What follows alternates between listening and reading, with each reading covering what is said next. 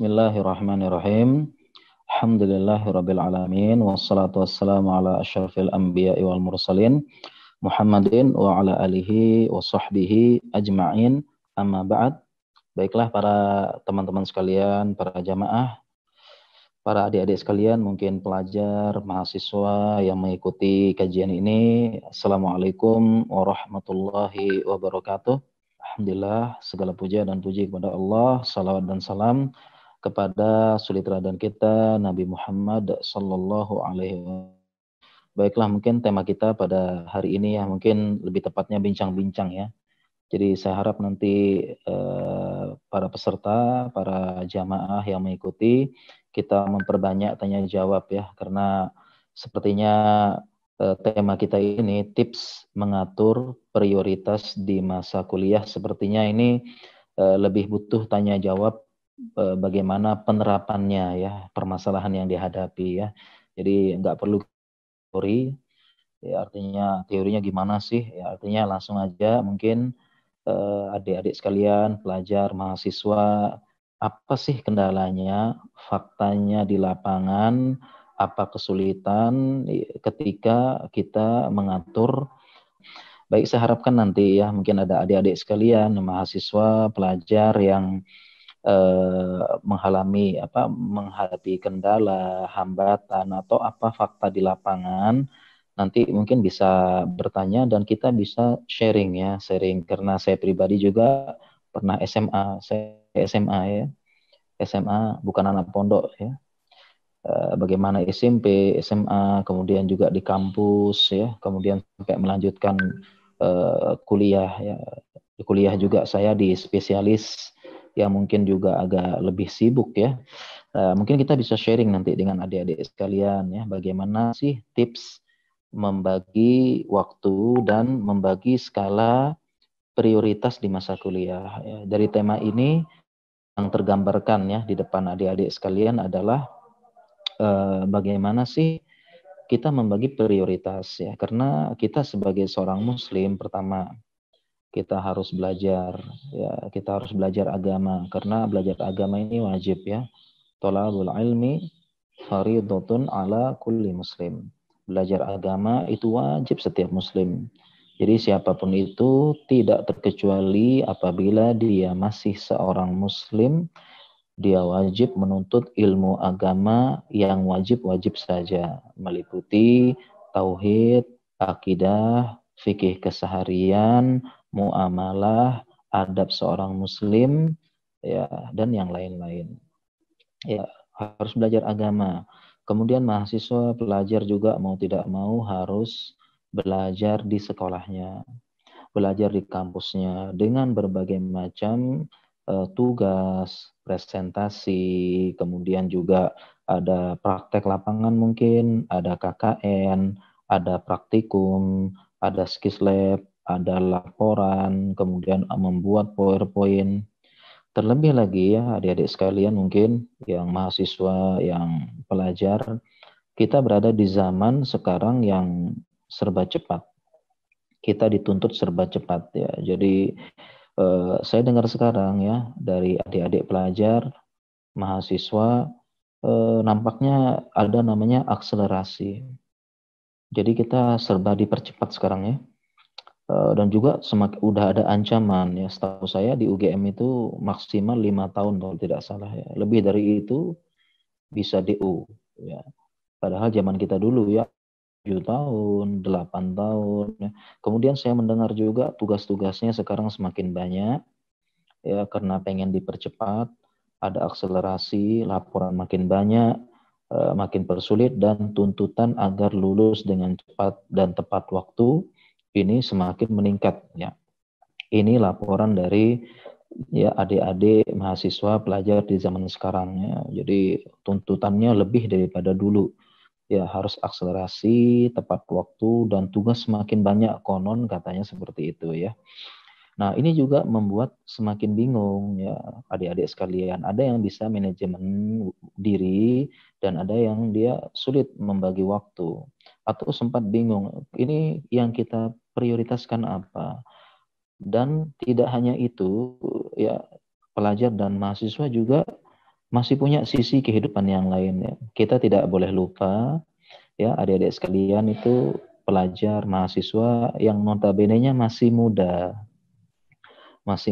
dan punya masa muda. Mereka juga butuh penyaluran hobi, penyaluran kegiatan, butuh suatu kegiatan dan aktivitas untuk mengekspresikan diri dan sebagai wadah untuk membuktikan eksistensi diri.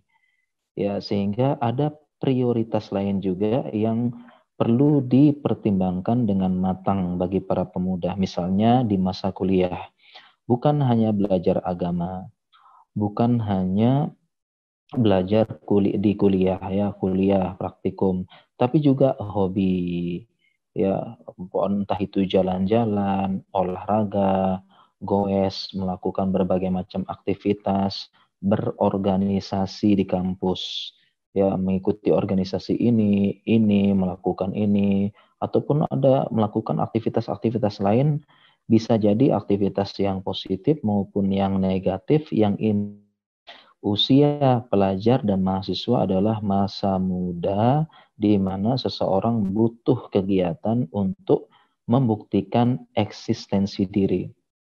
Ya, sehingga ini semakin bingung ya. Sebagian orang semakin bingung mana sih prioritas yang ya dahulukan ya di masa kuliah ini. Seperti itu, apa yang harus saya lakukan? Ya, terkadang terbesit saya ingin menjadi lebih baik. Oke, saya ingin bertobat bahasanya. Saya sudah jenuh dengan semua ini. Saya ingin menjadi orang yang lebih baik, punya masa depan yang baik.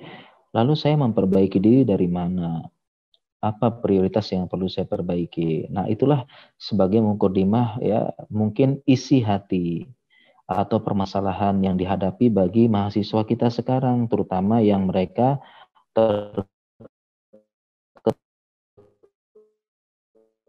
hatinya untuk mau yang harus diperbaiki, atau bagi mereka yang ingin memperbaiki diri. Saya ingin perbaiki diri, jadi pemuda yang baik, pemuda yang tumbuh dalam naungan agama, tuh pemuda yang dia mengisi waktunya dengan waktu-waktu yang bermanfaat. Inilah pertanyaan yang pertama kali muncul. Bagaimana sih tips mengatur prioritas di masa kuliah ini? Ada dua teori yang ingin saya sampaikan ya. Jadi saya harapannya itu teori ini nggak usah banyak-banyak deh. Saya ingin dengar ya, curhat dari pemuda-pemuda ya, siapa tahu curhat dari pemuda-pemuda ini dalam tanya jawab nanti. Tapi dulu ketika saya kuliah, ketika ini, satu lagi masalah prioritas lagi yang dihadapi pemuda, masalah cinta ya, masalah kayak ini gimana nih bagi waktu ya, manajemen dengan urusan cinta, urusan itu juga masalah prioritas ya, sehingga gimana nanti kuliah, kerja, menikah, berbakti orang tua. Aduh gimana dong nih? Nah ini saya pengen denger ya dari jamaah sekalian, para adik-adik ya. Nanti bisa bertanya. Saya sampaikan dua teori saja deh, nggak usah lama-lama teorinya ya. Kita berbanyak tanya jawab. Ya ini dua teori ya, bagaimana mengatur. Berarti dalam skala prioritas kita di masa kuliah, pertama adalah skala prioritas dari apa yang harus kita lakukan pertama kali? Apa sih yang paling penting? Yang paling penting. Yang kedua adalah teorinya nanti bagaimana kita manajemen waktu. Jadi ada dua poin teorinya ya. Yang pertama apa yang harus kita lakukan? Artinya mana yang kita dahulukan dulu. Ini teorinya ada. Ya, mana yang kita dahulukan dulu, teorinya ada nih. Kemudian yang kedua adalah untuk mengatur itu, mau nggak mau kita kan harus manajemen waktu ya, kita atur waktu kita dari segala macam prioritas. Oke, yang pertama dulu ya, apa sih yang harus diprioritaskan dulu? Belajar agama, kemudian belajar di kampus, ditambah lagi berdakwah, ditambah lagi dengan hobi, kegiatan, ya, dan yang lain-lain. Itu yang mana kita prioritaskan dulu. Yang paling pertama, ini prioritas, dan inilah yang diajarkan para ulama. Para ulama menjelaskan seseorang prinsip secara umum, kita memulai dari sesuatu yang dari Falnabda bil ahammi tsummal aham. Ya, ini kaidah para ulama. Kita memulai dari yang paling penting, kemudian yang paling penting selanjutnya. Ini kita memulai. Nah, dari mana adik-adik sekalian ini memulai ya, mahasiswa yang belajar agama, yang paling prioritas paling pertama, yang perlu kita dahulukan, ini prioritas paling pertama adalah belajar agama.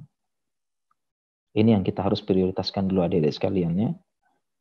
Kenapa? Karena tadi sudah saya sampaikan di awal, thalabul ilmi fardhatun ala kulli muslim. Belajar itu wajib bagi ya, jadi adik-adik kalian walaupun adik-adik sekalian walaupun adik-adik SMA umum, kuliahnya kuliah umum, kedokteran, fisika, matematika, sejarah, hukum, tetap adik-adik harus belajar agama. Ini harga mati kewajiban yang wajib ain, yang paling utama dari semuanya.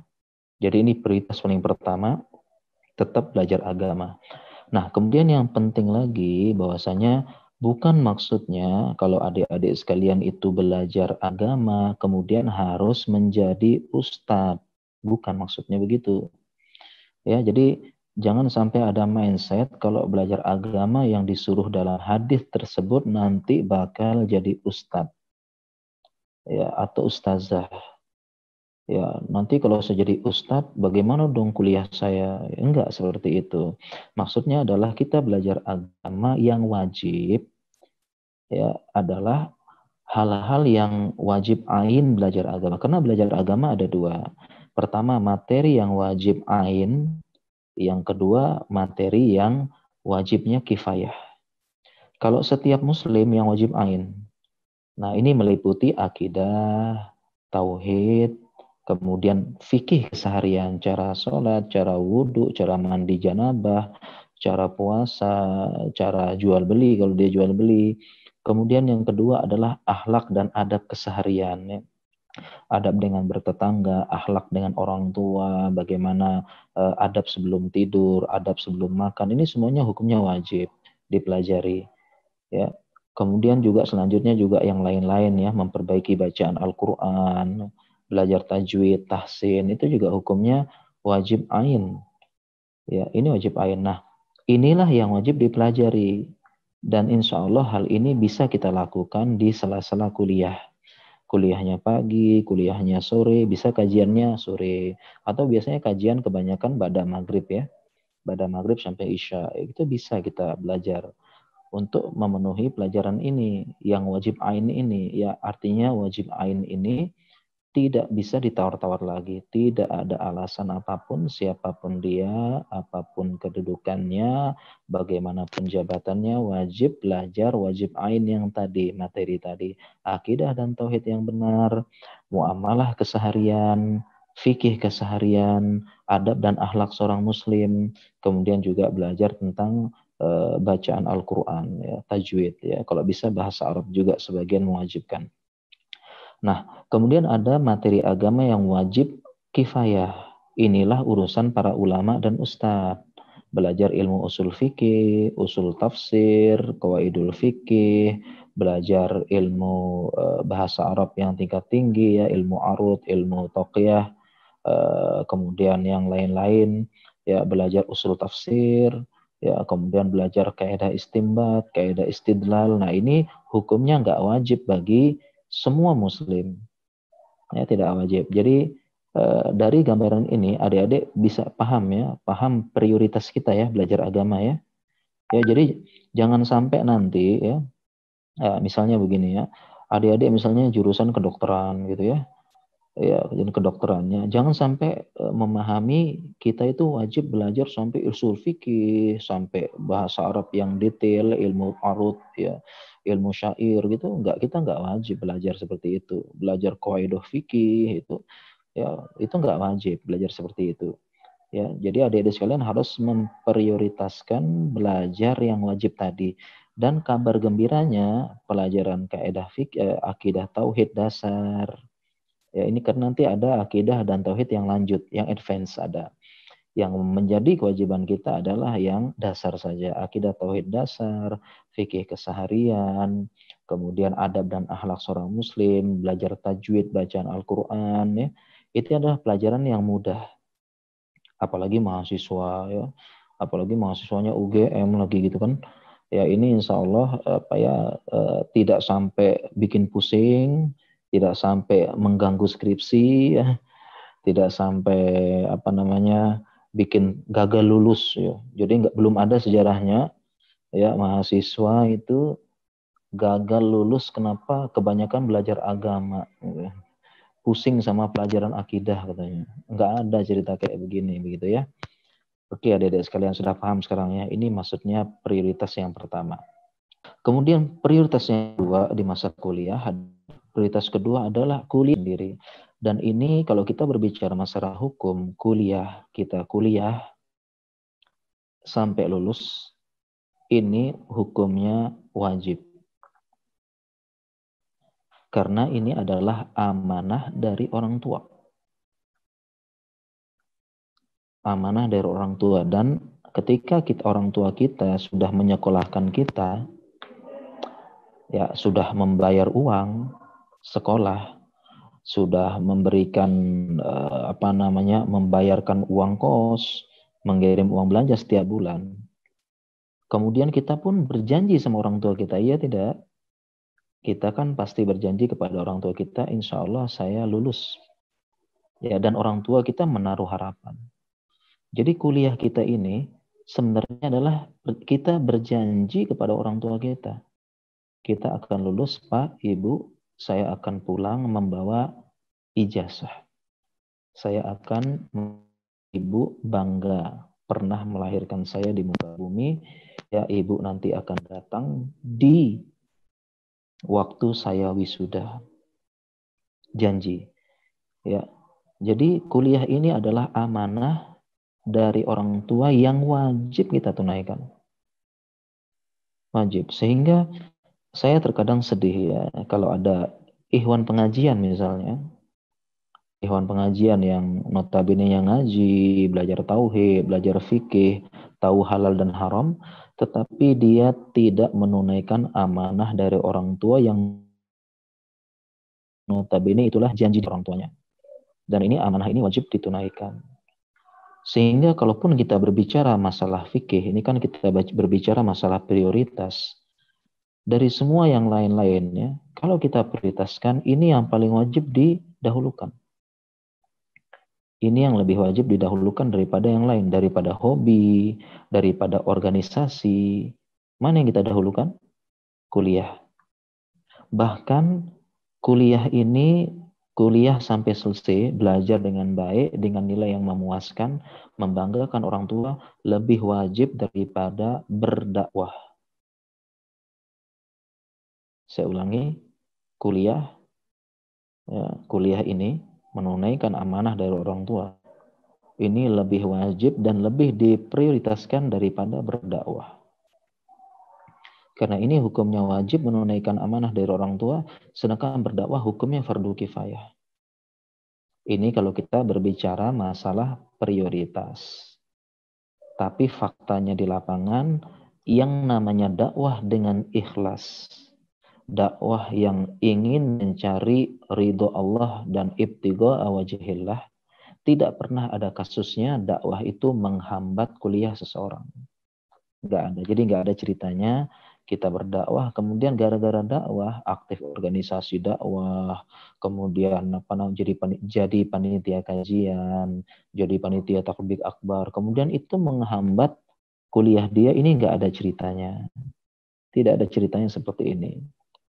Ya justru yang ada sebaliknya. Ya orang-orang yang berdakwah, menolong agama Allah, intan surullah yansurkum wa yuthabbit aqdamakum. Apabila engkau menolong agama Allah berdakwah, Allah akan menolong engkau. Salah satu bentuk pertolongan Allah dimudahkan lulus kuliah. Dan alhamdulillah beberapa ikhwan kita demikian. Dia aktif dakwah, kuliahnya juga tepat waktu. Saya juga demikian, alhamdulillah kuliah saya 5 tahun 8 bulan. Ya 5 tahun 8 bulan ya. Kalau kedokteran secara umum ya 6 tahun. Ya 6 tahun gitu ya. Ini alhamdulillah. Justru kita punya pengalaman ikhwan-ikhwan yang ketika diajak, yuk berdakwah, yuk kita ngurus dakwah, kita ngurus kajian ya.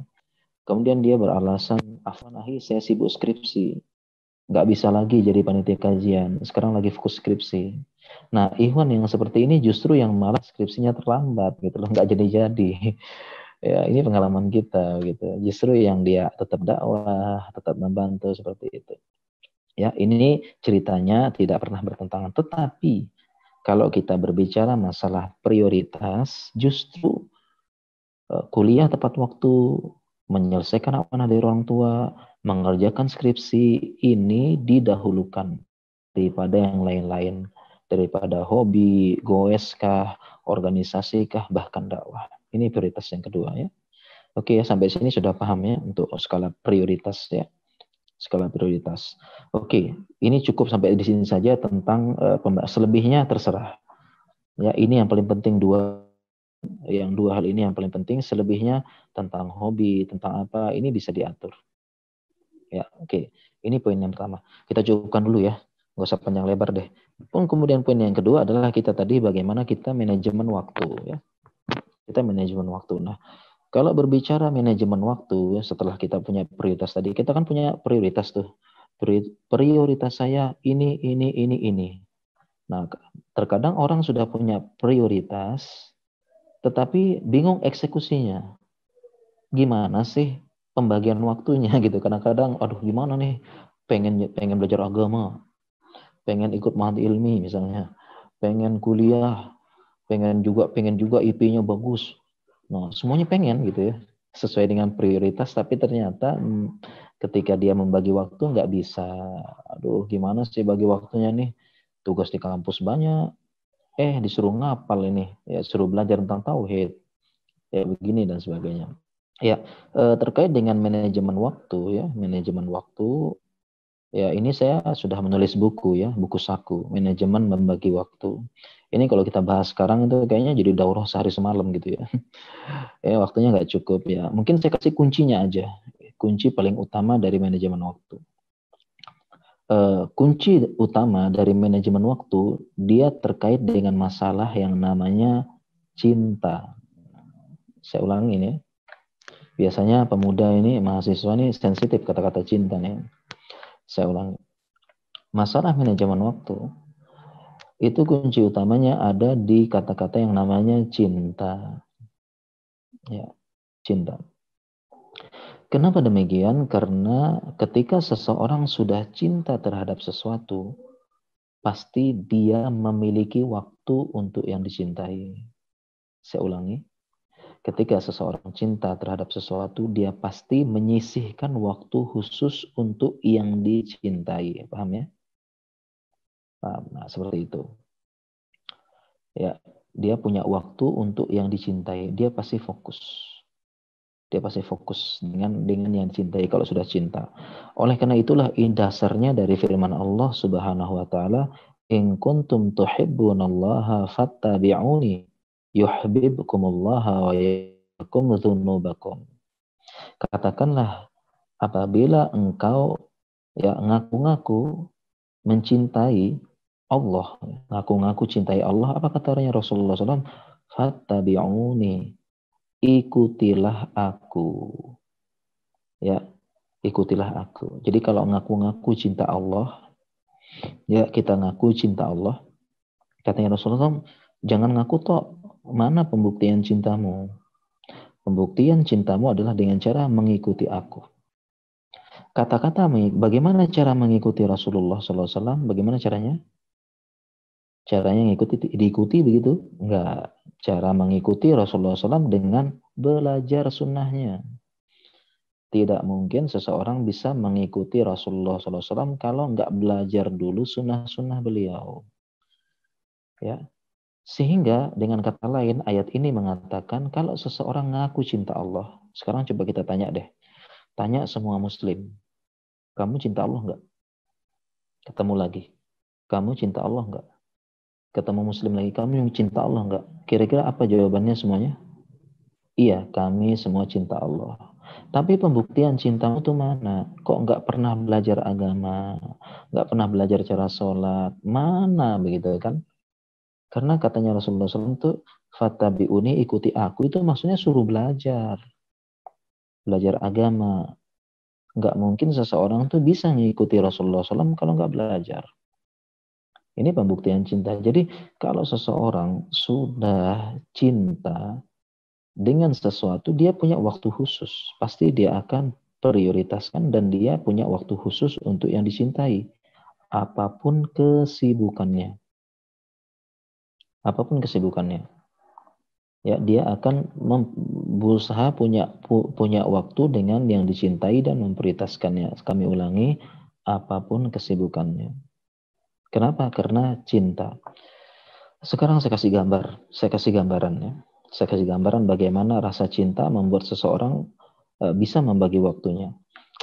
Sekarang pertanyaannya, kira-kira ada tidak mahasiswa kuliahnya selesai dan lulus, ternyata game Dota juga lulus?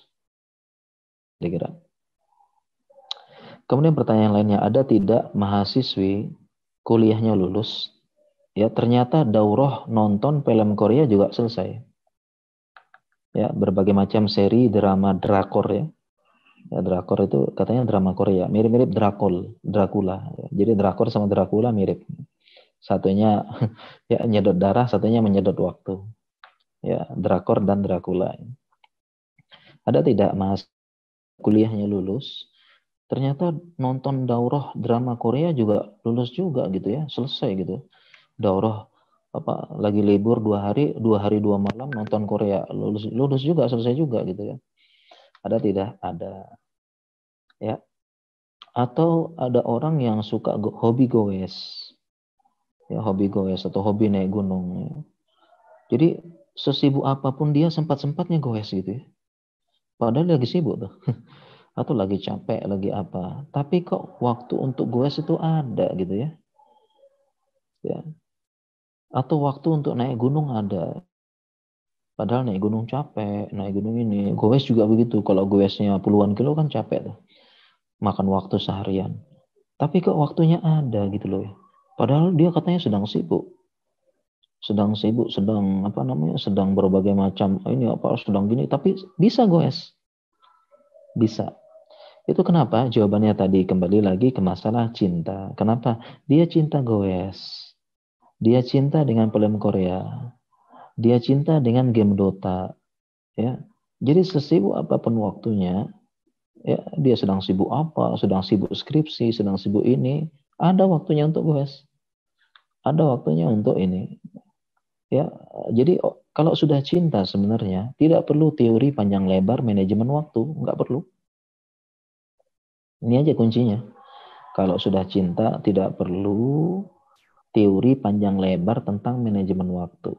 Cukup dia tanamkan kecintaan terhadap sesuatu tersebut, nanti dia akan mengatur waktunya dan dia akan manajemen.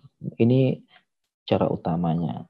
Nah, demikian juga ya dengan belajar agama, dengan belajar di kampus, tumbuhkan rasa cinta dulu.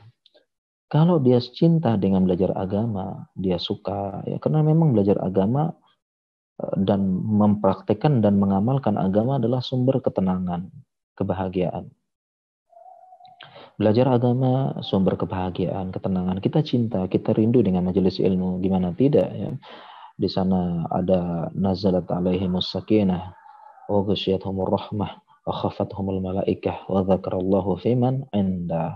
Turun ketenangan, kemudian dilingkupi rahmat, kemudian didoakan oleh malaikat dan disebut oleh Allah namanya di langit. Ya, gimana ya, kita senang. Jadi kalau kita lihat orang-orang yang sudah bahagia dengan agama, dia itu sesibuk apapun waktunya, capek, empah, dia berusaha mencari majelis ilmu. Belajar agama di situ diingatkan kematian, diingatkan akhirat, diingatkan dengan kehidupan dunia yang sementara, diingatkan tentang bersabar. Itu semuanya membawa pada kebahagiaan kehidupan sehingga dia sibuk apapun, dia pasti pengen belajar agama. Dia sempatkan. Kenapa? Karena dia sudah cinta dan bahagia gitu. Nah, demikian juga dengan belajar dengan kuliah di kampus. Ya, ketika dia renungkan, ya, saya harus belajar di kampus dengan baik. Saya harus tunaikan amanah orang tua. Saya ingin membuat orang tua saya bahagia, membuat mereka bangga pernah melahirkan saya di muka bumi. Saya ingin orang tua saya itu kalau ketemu teman-temannya dia mendongakkan kepala sedikit. Ketika teman-temannya bertanya tentang anaknya, dia menjawab dengan pede. Anak saya kuliah di UGM, IP-nya bagus, dia jadi mahasiswa teladan. Orang tua kita sangat bangga kepada kita, membanggakan mereka, sehingga terkadang tidak jarang ya ada orang tua mungkin ini mohon maaf ya bapaknya mungkin sekedar pekerjaannya nggak tetap, mungkin kadang-kadang ibunya sekedar buruh cuci, bapaknya sekedar tukang kebun, tetapi karena anaknya kuliah di universitas ternama, murid teladan, tiba-tiba walaupun status sosial orang tuanya rendah di masyarakat, tetapi ketika bertemu dengan orang-orang mereka sedikit mendongakkan kepala. Ya, kenapa? Ketika ditanya sama bapaknya, ditanya orang lain, gimana anakmu? Dia jawab dengan bangga, anak saya begini, begini, begini. Padahal dia statusnya buruh cuci, tukang kebun, tapi dia bangga dengan anaknya. Ya, dan tidak jarang juga ada orang tua yang dia orang tuanya pejabat, ya, orang tuanya ibunya juga aktif orang tua yang kaya, tapi dia khawatir orang tuanya pejabat, ibunya orang kaya, tetapi orang tuanya ini khawatir ya, khawatir suka khawatir kalau pergi ke acara pernikahan, acara kumpul-kumpul RT, orang tuanya takut. Kenapa takut ditanya anaknya? Anaknya kuliahnya nggak jelas, buat masalah, terlibat narkoba, sehingga walaupun bapaknya pejabat, direktur, ya, dia menundukkan kepala ketika bertemu orang-orang. Kenapa? Takut ditanya anak. Oleh karena itu, adik-adik sekalian, bagaimana kita berusaha membalas bakti orang tua kita yang kita tidak pernah bisa membalas bakti tersebut. Ya, inilah saatnya kita membuat bangga orang tua. Buatlah mereka tersenyum, mendongakkan sedikit kepala mereka di rumah di depan teman-temannya. Oleh karena itu kita harus suka, kita harus cinta, kita harus semangat belajar ya. Jadi kuliahnya jangan sampai berantakan, ya belajar sedikit, membuat bangga sedikit orang tua. Itu jadi motivasi dan membuat kita tetap semangat ya untuk belajar di kuliah seperti itu ya.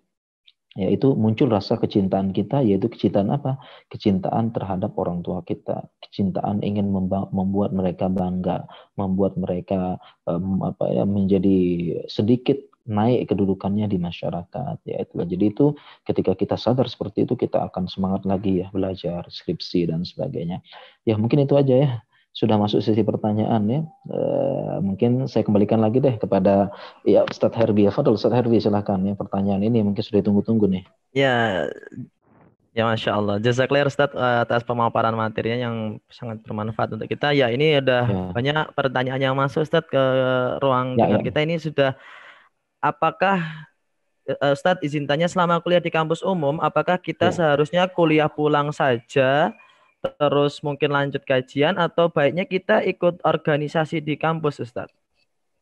Ya, apakah selama kita di kuliah ya, apakah kita ngampus tidak perlu dipertentang, bisa kampus, ngaji, organisasi. Kalau tiga-tiganya bisa, silahkan begitu. Kalau tiga-tiganya bisa, bukan masalah ya. Saya dulu ini berbagi pengalaman ya, saya dengan beberapa juga dulu ngampus, kemudian masjid ngaji dan juga organisasi. Dulu kan kita dulu saya di sini ya di YPIA dulu gitu ya. Zaman saya dulu kuliah, cuma zaman saya dulu kuliah Ya, Ustaz. namanya LBIA, namanya masih lembaga dulu ya, zaman kita kuliah juga. Jadi saya juga dulu kampus, ngaji, organisasi. Jadi kayaknya tiga-tiganya penting deh. Oh ya, Ustaz, ya. Kalau Berarti bisa tiga-tiganya di kampus kita belajar.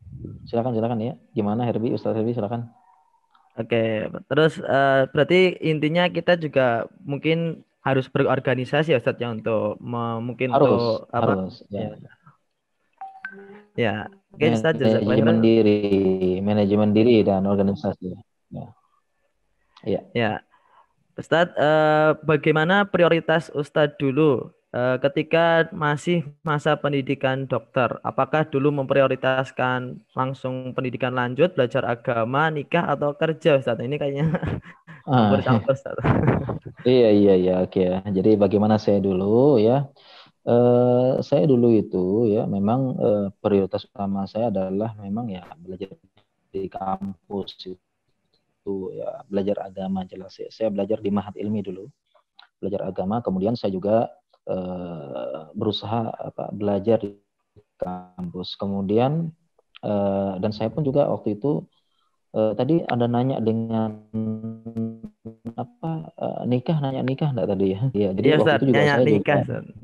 nikah, oke kalau gitu ya. Dan saya juga dulu salah satu prioritas saya adalah saya ingin menikah sebelum masuk koas.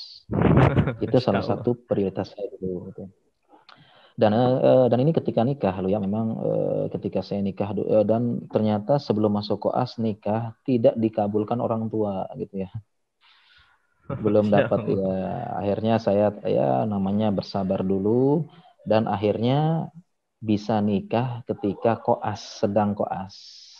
Jadi sebelum kan rencana awal kan sebelum koas, tapi lobby akhirnya bisa menikah ketika koas. Itu termasuk prioritas saya dulu menikah ketika koas. Kenapa ya? Karena ya tahu sendirilah gitu ya. Bagaimana ya, seorang laki-laki kemudian nanti kita ya di koas nanti ya ketemu macam-macam gitu ya.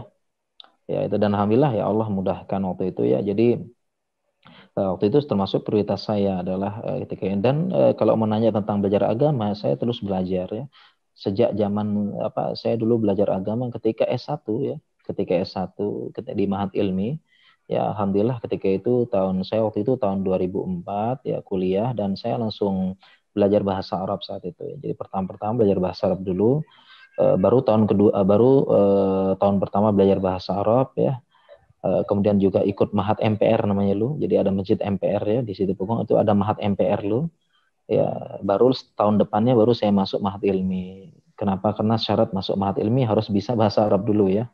Basic-basicnya. Jadi saya belajar bahasa Arab dulu baru ini jadi saya belajar agama sekaligus dengan selama menjalani pendidikan dokter maupun dokter spesialis saya terus belajar.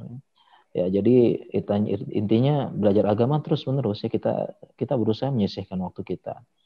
Ya, itulah prioritas saya dulu seperti itu ya prioritas kita. Ya, Berarti bisa disimpulkan ya Ustadz ya, untuk awal-awal kita belajar agama itu memang paling baik itu mungkin belajar bahasa ya, Arab gitu Ustadz ya. boleh ya jelas itu belajar agama. Jadi kalau ingin belajar agama yang secara serius, yang jadi adalah syarat utamanya belajar bahasa Arab dulu karena ulama mengatakan al-lughatul Arabiyyah miftahul ilm. Kata ulama, bahasa Arab itu kunci dari ilmu. Ya, dan sebagian ulama mengatakan man hurima alaihil usul hurimal usul gitu ya. Barang siapa yang diharamkan artinya dia tidak belajar ilmu-ilmu usul dasar ya hurimal usul maka dia nggak sampai gitu ya tidak sampai jadi belajar bahasa Arab dulu memang harus ya itu seperti itu ya. Ya, jazakallah Ustadz. Terus pertanyaan selanjutnya, bagaimana hukumnya kita menjadi asisten lab, namun di sana juga banyak ikhtilat. Nah, seperti Ustadz, mungkin ini bagi yang akhwat mungkin ya, atau yang Ya, ikhwan oh, ini juga. pertanyaan awal ya. Oke, bagaimana hukumnya kita menjadi asisten lab? Ya, kemudian ada ikhtilat. Ya, kita berarti ini ya, kita perlu, kita pertama kita perlu pahami kondisi Indonesia. Ya. Indonesia adalah apa namanya, bukanlah negara yang menerapkan syariat Islam 100%. Ya, sehingga perkara ikhtilat ini adalah perkara yang tidak bisa kita hindari secara mutlak di negara Indonesia. Bahkan ya dalam syariat ikhtilat tidak bisa dihapus total. Ya, tidak bisa dihapus total ikhtilat, dicegah total nggak bisa. Ya, jangan jauh-jauh ketika kita tawaf saja ikhtilat tawaf. Ya, tawaf ikhtilat. Di pasar ikhtilat juga nggak bisa. Seperti itu. Bahkan ini ada di zaman Rasulullah SAW, sehingga eh, syariat pun tidak menihilkan secara mutlak ikhtilat. Ya, syariat hanya meminimalkan dan memesankan bertakwa seperti itu ya. Jadi di Indonesia tidak bisa seperti itu. Nah, terkait dengan pertanyaan tadi, ikhtilat di tempat lab gitu ya. Nah, sekarang kita kembali lagi kepada kaidah berarti. Kepada kaidah ya, kepada kaidah kita punya kaidah hukum asal ikhtilat haram. Ya, haram. Hukum asal ikhtilat itu haram. Nah, bagaimana kita bisa mencegah ikhtilat? Bagaimana dengan hal ini berarti kita pakai kaidah yang lain, misalnya kaidah ad-daruratu tubihul mahsurat ya. Ya, darurat yang membolehkan yang terlarang ya, ataupun kaidah irtikabu akhafu darrain, memilih dua madarat yang paling ringan. Ya, artinya kita cuma dua punya pilihan A sama B. Kita hanya punya dua pilihan A atau B, nggak ada pilihan yang lain. Yang A-nya bahaya, B-nya juga bahaya. Yang A-nya melanggar syariat, B-nya juga melanggar syariat. Nah, kita pilih yang mana? Kita pilih yang paling ringan, seperti itu. Ya, ya seperti itu. Nah, contoh misalnya lagi ya, contoh misalnya, misalnya di kampus kan, kampus ikhtilat nggak kampus? Ikhtilat. Ikhtilat, ya. Kampus ikhtilat. Kalau ditanya haram nggak? Haram nggak? Haram gitu ya. Ditanya haram. Tetapi kan kalau kita kita kemudian kita bilang ya saya nggak mau kuliah di kampus karena ikhtilat haram hukumnya gitu. Terus ngapain? Saya mau keluar. Ya. Ketika keluar kemudian orang tuanya marah, orang tuanya nggak ridho, orang tuanya bagaimana, dia nggak bisa lobby-lobby ya, ini contoh kasus ya. Berarti kan dua pilihan gitu ya, dua pilihan. Atau contoh yang lain lagi misalnya ada akhwat kedokteran, terutama kesehatan ya. Akhwat kedokteran. Dia kuliahnya ikhtilat tidak? Ikhtilat pasti. Di rumah sakit ikhtilat nggak? Ikhtilat. Haram nggak? Haram jawabannya gitu ya. Tetapi kaum muslimin membutuhkan perempuan sebagai tenaga kesehatan. Butuh perawat perempuan, ya. Butuh bidan, ya. Butuh dokter perempuan, butuh tidak? Butuh. Ya, sehingga ketika ini kan ada dua pertimbangan begitu kan? Dua pertimbangan dan dalam hal ini lebih maslahat dia melanjutkan kuliah akhwat di bidang kesehatan. Ya ini saya berbicara tentang kesehatan ya karena saya orang kesehatan. Kalau tentang teknik kimia tanya pada yang lain ya. Jadi kalau dia kuliah di bidang kesehatan, saya bilang lanjut. Dokter lanjut ya. Akhwat kuliah di kedokteran, kebidanan, perawat lanjut. Karena kalian dibutuhkan umat nanti. Ya, gimana dong Ustadz ikhtilat? Iya, tapi maslahatnya lebih besar. Lanjut. Ya, dan tidak mungkin ya misalnya kita bilang nanti misalnya ada orang berfatwa tidak boleh perempuan kuliah di kedokteran atau perawatan karena ikhtilat, nanti istrinya melahirkan di rumah sakit minta dokter sama perawat perempuan gitu padahal fatwanya tadi mengharamkan, ini kan gimana gitu kan ya, seperti itu ya. Jadi nanti ini dipertimbangkan ya, dipertimbangkan maslahat madaratnya ya terkait dengan hal apa, terkait dengan pekerjaan dan ikhtilat ya. Begitu juga dengan pertanyaan yang tadi itu dipertimbangkan ya, dipertimbangkan maslahatnya, madaratnya. Kalau perempuan izin sama istrinya, kalau perempuan apalagi sudah menikah izin sama suami, syarat utamanya izin sama suami, kemudian pertimbangkan maslahat madarat. Kalau sudah suaminya mencukupi sudah nggak usah, kalau memang itu ikhtilat. Kalau sudah suaminya mencukupi ya nggak perlu seperti itu. Oh, ya. Oke, ya mungkin itu ya soalnya ya. Ya, Yang harus saya jazakallah sampaikan. Ustaz. Ya, berarti harus ditimbang-timbang kembali ke diri masing-masing gitu Ya, Ustaz ya. Ya, ya, artinya saya tidak bisa memberikan jawaban karena kan faktornya banyak begitu. Saya kasih iya. kaidah aja. Ini kasus soalnya. Ya, Ya, selanjutnya Ustadz ada yang bertanya, bagaimana Ustadz caranya agar kita tetap sehat di waktu yang padat, misalnya kurang tidur 6 jam per hari gitu Ustadz. ya, Wah, ini. ya. Bagaimana dengan ini ya, dengan kita agar sehat dengan waktu yang padat ya, kita berarti menjaga diri saja ya. Karena memang ini juga kewajiban juga, ini prioritas ini ya. Prioritas utama menjaga kesehatan diri karena ada hadisnya Rasulullah SAW bersabda, Inna li badanika alaika haqqun. Sesungguhnya pada badanmu itu ada hak. Apa haknya badan? Dapat gizi yang baik, istirahat yang baik, ya, olahraga itu haknya badan dan wajib kita tunaikan. Kalau enggak berdosa, ya. Nah, sehingga kalau jadi aktivis perhatikan kesehatan juga, ya. Jangan terlalu capek, jangan terlalu begadang. Apalagi kalau kita berbicara masalah fikih, ya begadang terus-menerus ini tidak boleh bisa merusak ya, apalagi waja'alna naumakum subata waja'alna laila libasa. Allah menjadikan malam sebagai libas, selimut, tempat istirahat.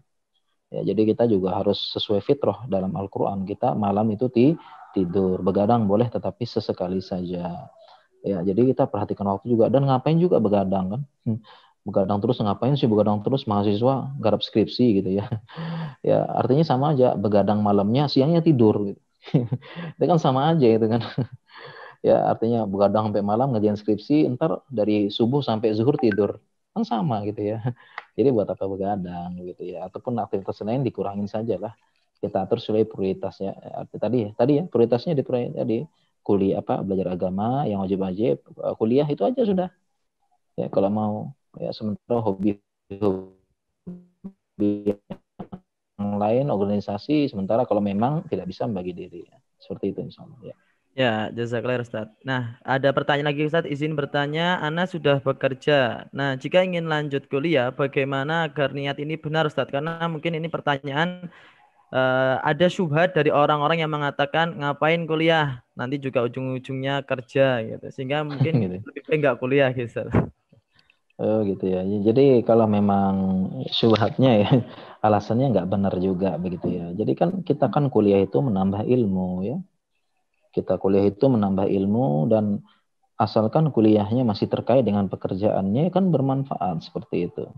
Ya, seperti saya dokter umum kemudian sekolah lagi spesialis ya bermanfaat ilmunya. Memang harus kuliah lagi agar bisa kita lebih spesifik ya. Jadi komentar seperti itu tidak perlu dihiraukan, ya udah tetap lanjut kuliah, belajar ya. Dan ingat ya kalau kuliah itu bukan hanya ilmu yang dicari kan?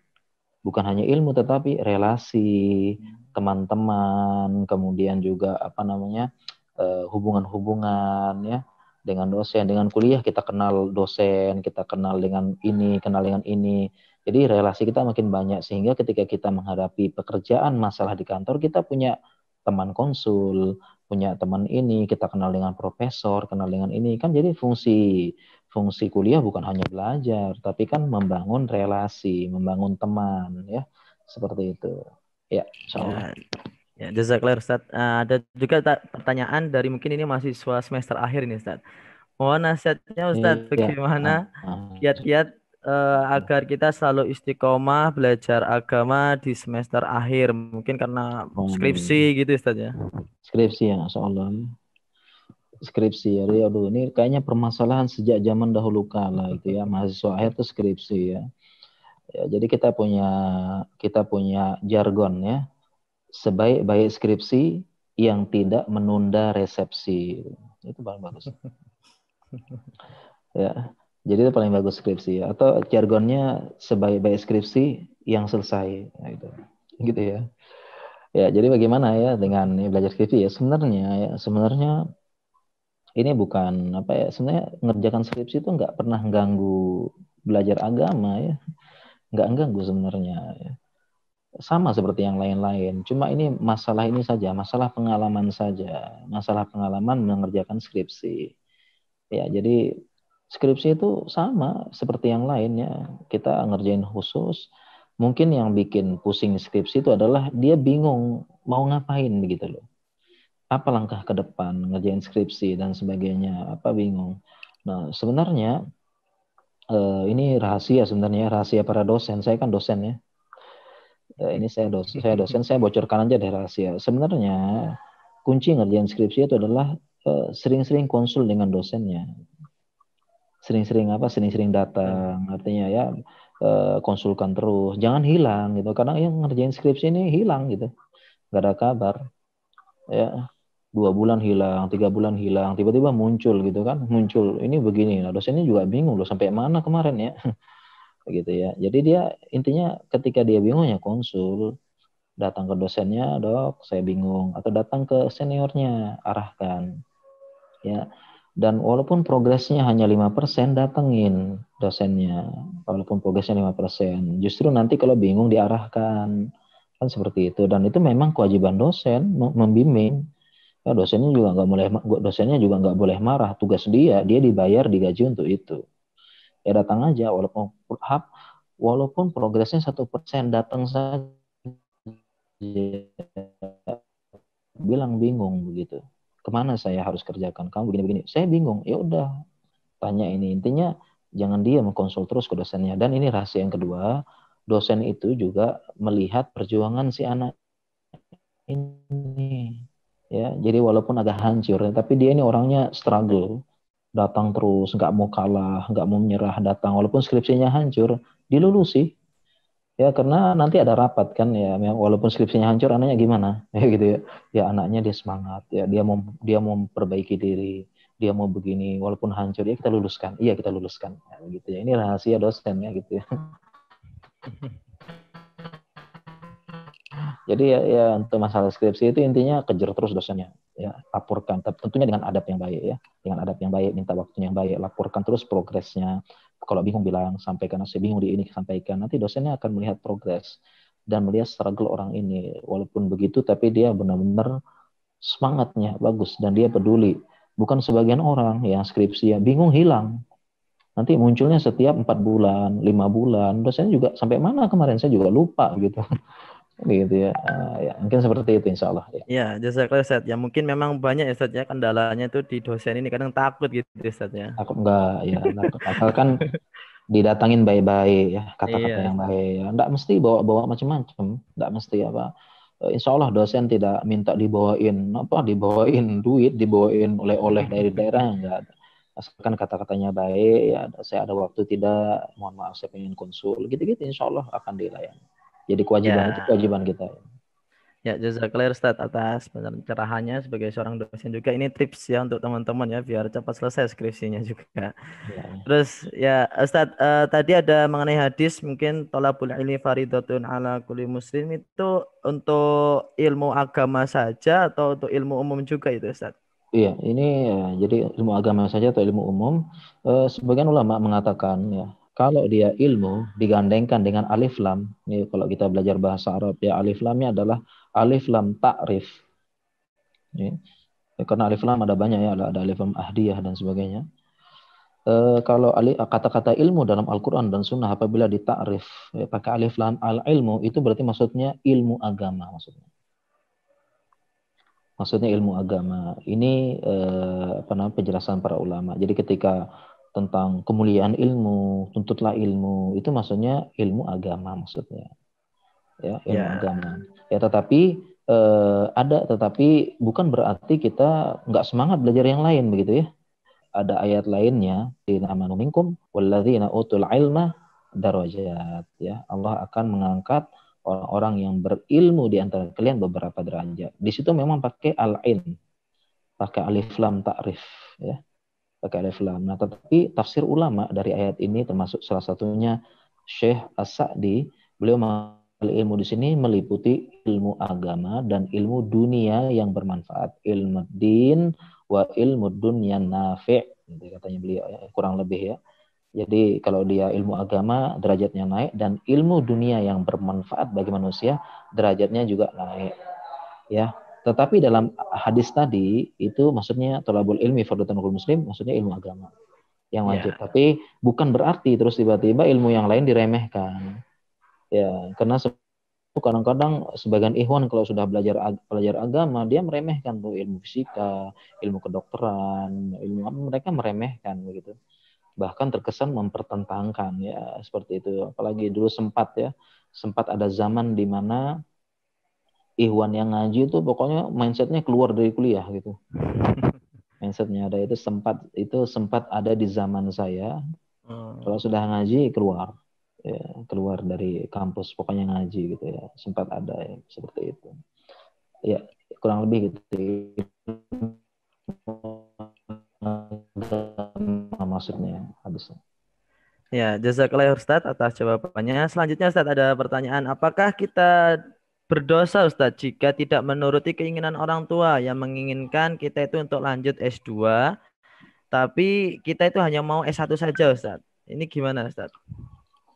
Iya ya, apakah berdosa apa tidak? Ya kita lihat lagi kepada apa namanya perintahnya apa dulu. Apakah ini hal mubah, hal wajib atau apa seperti itu ya. Kalau prinsipnya ya apabila kita diperintahkan untuk diperintahkan untuk melakukan kesyirikan fala tuti'huma gitu kan dalam Al-Qur'annya.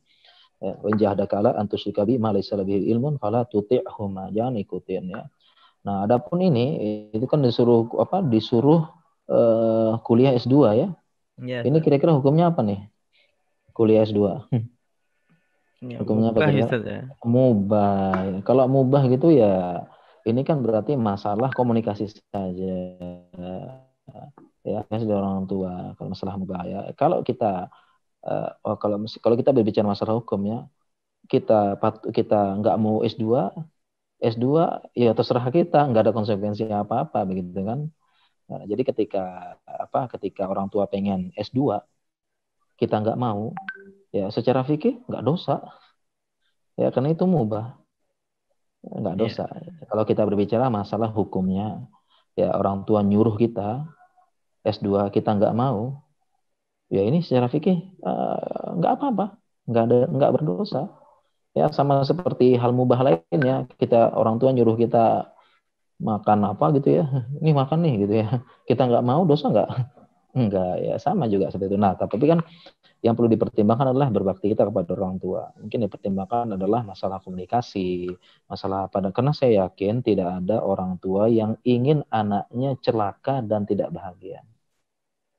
Kalau memang nggak mau lanjut S2, tinggal bilang aja, Bu, saya kalau lanjut S2, saya capek, Bu. Saya begini, saya susah, saya cukup deh belajar. Ibu mau saya stres? Nggak mau, gitu. Kan tinggal masalah komunikasi aja, insya Allah. Seperti itu ya. Ya, jazakallah Ustadz. Ini juga Ustadz ada pertanyaan dari Akhwat Ustadz. Apa motivasi Akhwat Ustadz untuk melanjutkan pendidikan sampai perguruan tinggi? Padahal ujung-ujungnya nanti tuh di rumah gitu Ustadz. Gitu ya. Ya, Ya, oleh karena itu kita kan perguruan tinggi ya. Maksudnya kuliah maksudnya ya. iya mungkin Apa kuliah. motivasi akhwat? Ya motivasinya pertama yaitu adalah kita lihat dulu ya, itu kuliahnya akhwat itu kuliahnya jurusan apa begitu ya. Kira-kira bermanfaat apa enggak? Tadi kalau saya hanya berani bicara bidang saya.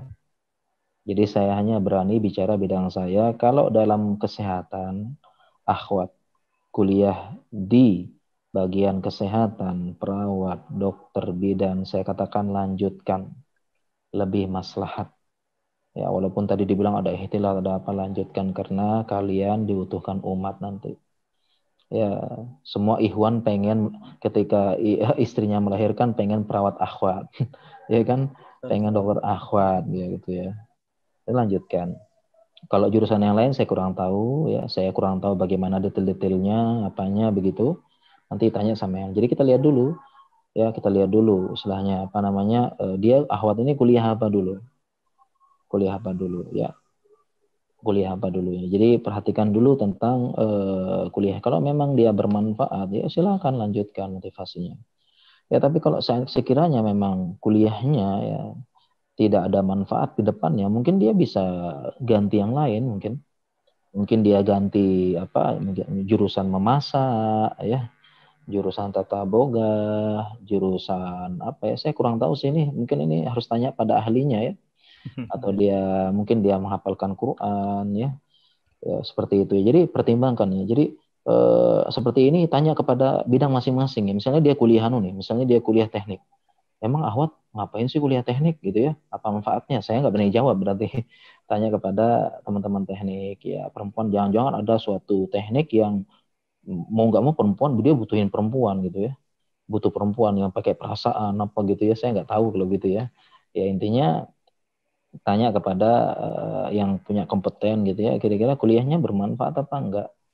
Kalau memang lagi kuliah dan memang nggak bermanfaat bagi dia ke depan, tidak ada salahnya dia lobby orang tuanya ganti jurusan, pindah jurusan. Ya, yang kan intinya orang tua tuh tetap kuliah kan intinya kan.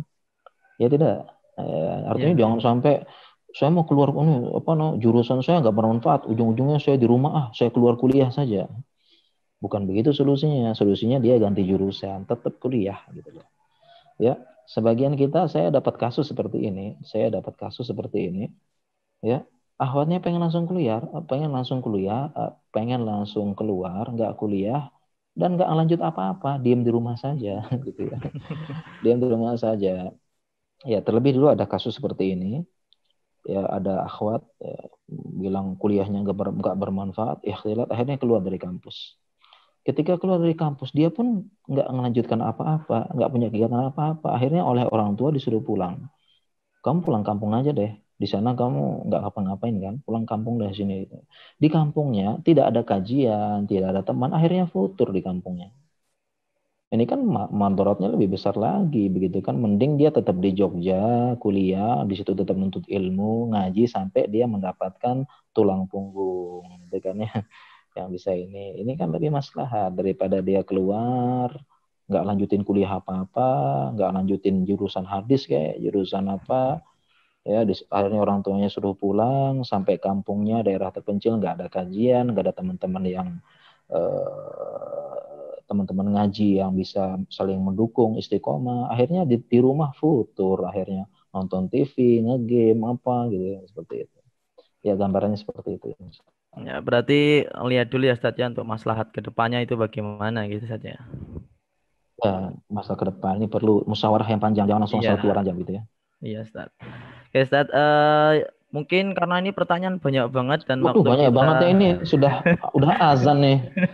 Ya iya Ustadz, Allah, mungkin ya.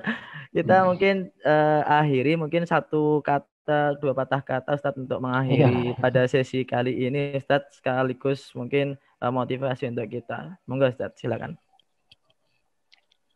Ya, baiklah, ini ada sepatah dua patah kata, kata-kata dipatah gitu ya. Gimana jadi ya? Ya, baiklah adik-adik sekalian ya. Mungkin para mahasiswa, para pelajar ya, mungkin pesannya bagi saya pribadi ya, kita ini dalam syariat itu di bawah 40 tahun ya. Saya juga masih di bawah 40 tahun nih. Jadi kita sama-sama syabab ya. Ya, jadi pesan kita adalah kita adalah pemuda ini agen penggerak ya, agen penggerak, dan terutama mahasiswa juga ya, mahasiswa umum ya, itu kita harus benar-benar memprioritaskan hidup kita ya.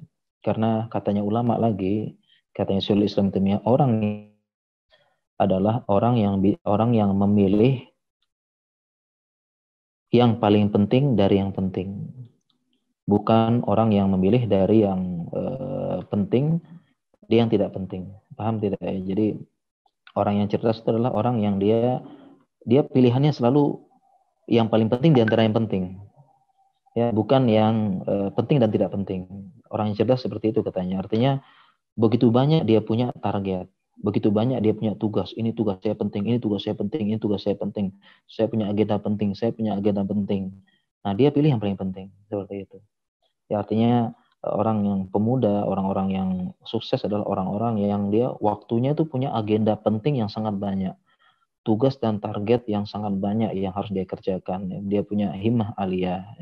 Dia selalu memilih yang paling penting, bukan yang penting dan tidak penting ya, seperti itu. Nah, oleh karena itulah penting bagi kita untuk memahami fikih prioritas. Memang ada fikihnya, fikih prioritas dalam belajar dan bertindak. Ya, mudah-mudahan beberapa